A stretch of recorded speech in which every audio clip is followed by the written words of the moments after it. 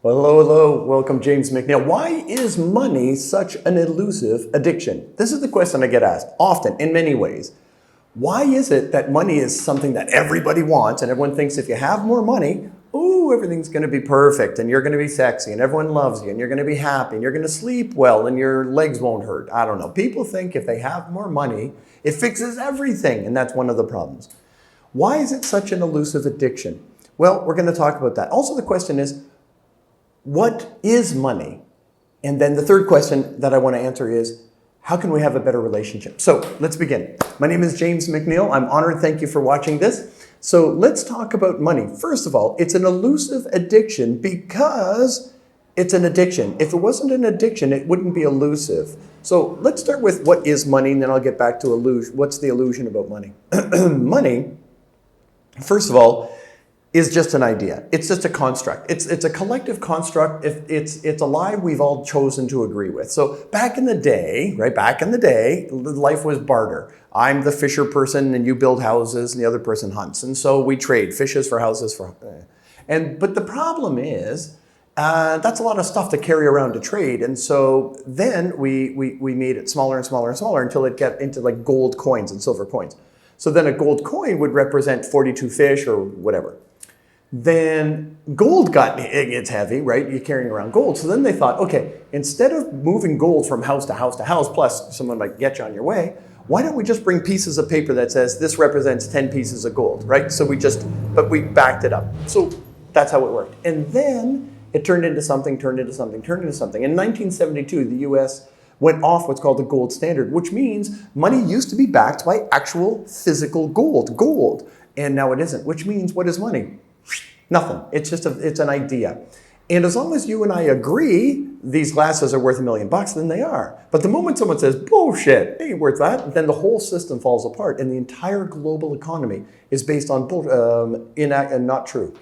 So money isn't real anymore, except we make it so. Now, the global economy is volatile and anything can happen. So understanding what is the true value of money is very important, and how to secure wise investments and so on, very important. Like real estate, for example. People are going to need houses, no matter whether a house is worth $10 or $10 billion. A house is a house and people need it. So there's some things that are of value that are not going to be negotiated. All right, back to it. So money is just an idea that we've all agreed to. Second, why is it an elusive addiction? Well, here's what I want you to know. You are wealthy by nature. Your natural state is wealthy, abundant. Think about it this way. Every living thing in the universe, first of all, goes for it. Everything in the universe self-actualizes. Every apple tree seeks to grow as many apples as possible, right? Get as big and strong as it can, be as fruitful as it can, and live as long as it can. Every living thing seeks to self-actualize. That's a principle of the universe. Humans don't. Why? This kind of thing. So I'm going to explain that.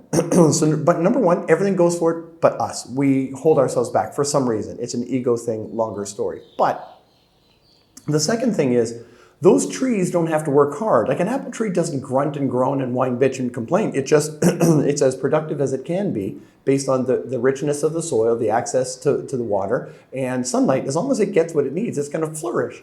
And so you don't have any living thing in the universe not be fruitful as long as it has the capability to do so. But people live far below their potential. You know that, and I know that. So what is it that's keeping us from being abundant, being wealthy? And why is it an elusive addiction? So first of all, an addiction. It is an addiction, and that's why it's an illusion, or that's why it's elusive. An addiction means I need it. I need it. Now you might think, oh, like drugs or alcohol or whatever, pornography or, I don't know, shopping. There's lots of addictions out there. Well, yeah, kind of. So all habits are drug addictions. Every habit, good habits and bad habits. If you wake up early, make your bed, brush your teeth, put on clean clothes, that's a habit, and it gives you positive drugs from your brain. Now, when you engage in any other habit, a destructive habit, laziness habit, a victimization habit, whining, it doesn't matter. Any habit you and I have, there's actually a different set of chemicals released upon that behavior. So all habits are drug addictions. And addictions are a problem. It's a need. I need.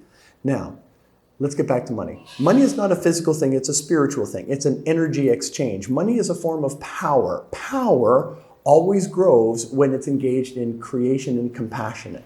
So anything that, if you have the ability to, sew, and you sew nice things for people, they're going to give you more money, and then you're going to be able to sew better things with better cloth and better threads and better, whatever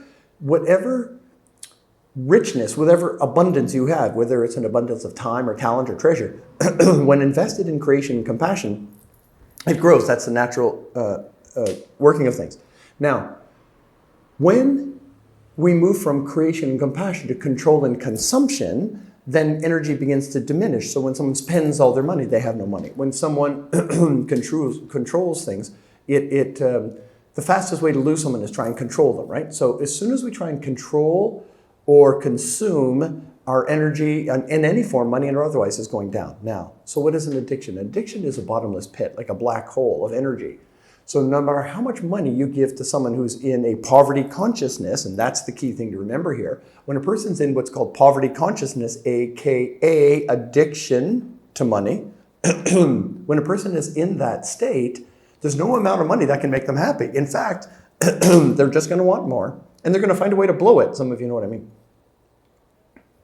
So when a person respects money, when a person has what's called an abundance mentality, they become very attractive and they become a good steward, and then money always grows. So money isn't a cure-all, it's just what it is. It's a form of energy, power, and when we respect that energy, respect that power, and we keep that energy and power in its compassionate and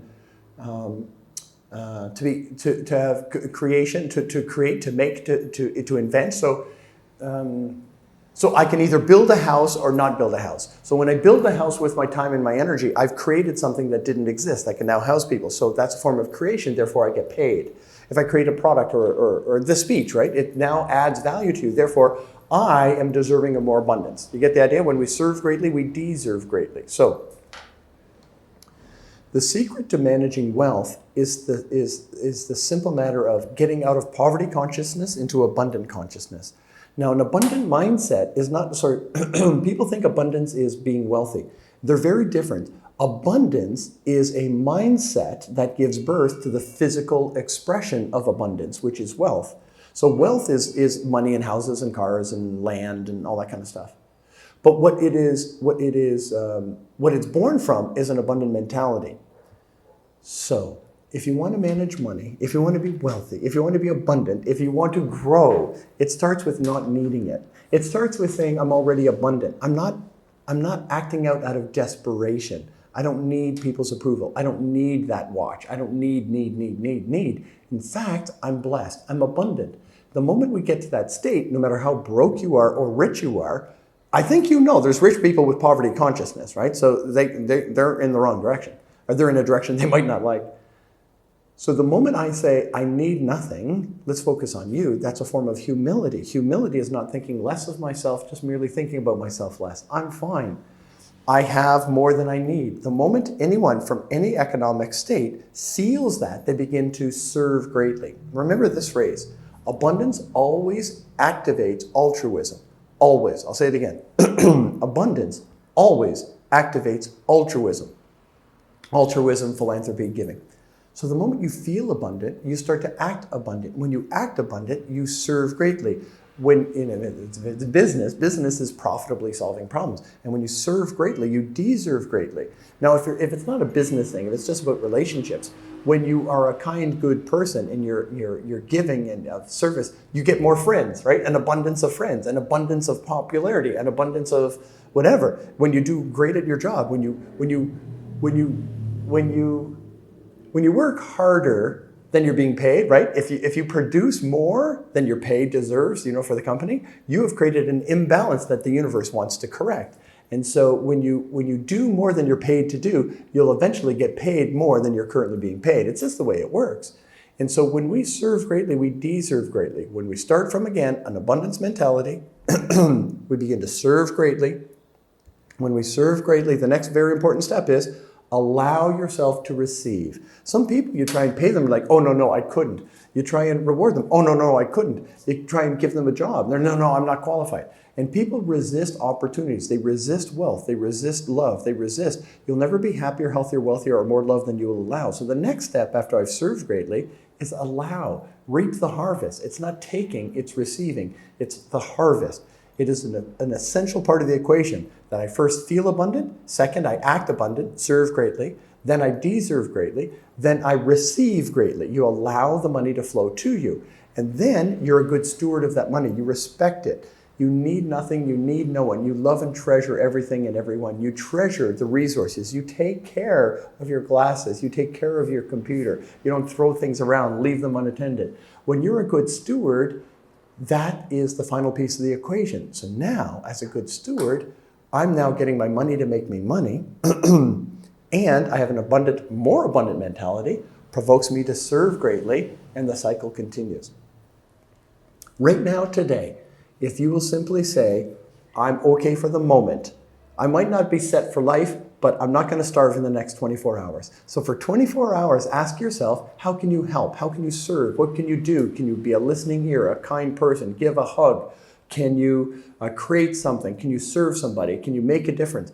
And get into that abundant mentality that triggers altruism and start making a positive impact.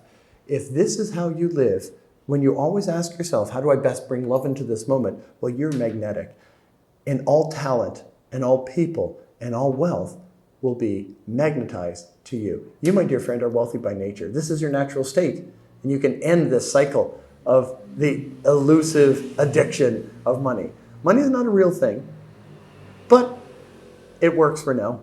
And when we serve greatly, we deserve greatly. You're abundant. You're wealthy by nature. Go make a difference. Get paid for it. Love, joy, and peace.